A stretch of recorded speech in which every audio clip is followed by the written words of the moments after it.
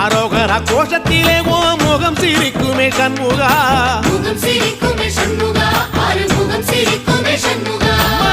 திருத்தணி வீட்டுக்குள்ளே ஒரு தீபம் தெரியுமே சண்முகா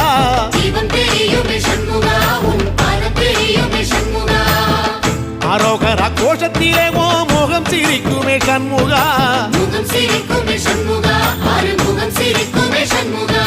சித்திர நாளிலும் சண்முகா கந்த உற்சவ நாளிலும் சண்முகா